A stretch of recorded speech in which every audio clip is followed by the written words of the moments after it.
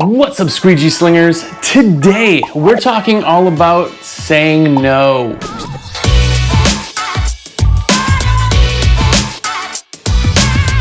So we all have been in business for a long time, or maybe a short time. We've seen and had people tell us no. We've had people basically tell us to scram, and eventually it kind of wears you down a bit. Now, there's been a bunch of information and people talking online saying that people can't handle rejection, and it got me thinking, sometimes it does kind of suck. So here's some ways to deal with rejection.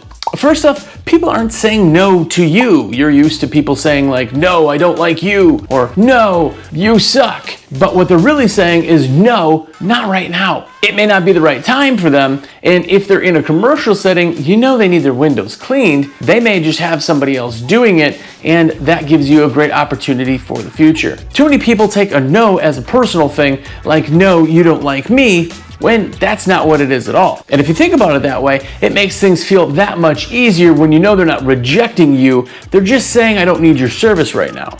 Another thing is, if you're getting no's, work on your USP. Find out why someone wants to hire you or why they should hire you. Think about it this way. If there's 5 of you standing in a line, no one talks about price, why do they hire you? There has to be a why, and there has to be a reason why you're the best choice. It should be unique, and that is part of USP, but work on why somebody hires you. Once you find out why someone hires you, then you're able to basically figure out how to talk to them. If somebody needs free time, sell them on the free time. If somebody needs quality work done and being reliable, be reliable. Find out what they need, and that is how you talk to them. I always say, if someone speaks Spanish or French or whatever, and I try to speak normal English to them, they're not going to understand. I have to find their language in order to communicate. It's the same thing in sales. Find out why they want to buy your service. And remember, 10 no's equals 1 yes. That's sometimes the hardest thing to understand. Now, for me, it actually ended up being more like 7 or 8 no's equals 1 yes.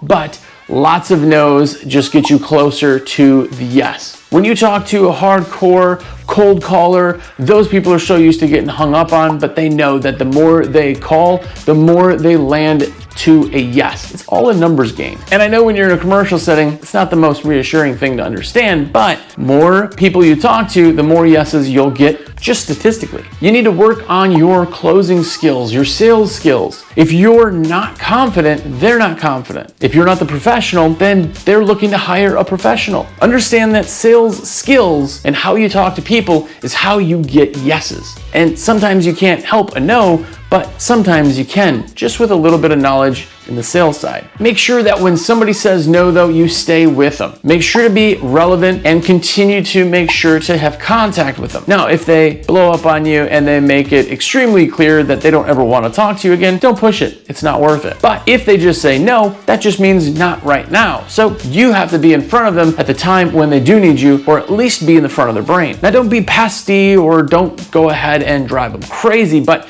be persistent enough that they just remember your name. Stop in, say hi if it's a commercial setting, maybe a postcard, get them on a mailing list. That's it. It may just be enough that they'll think of you if something happens with their existing window cleaner. And remember, it's a not right now, so when that time comes, you'll be the first person they remember. Well, that's the ways to deal with no.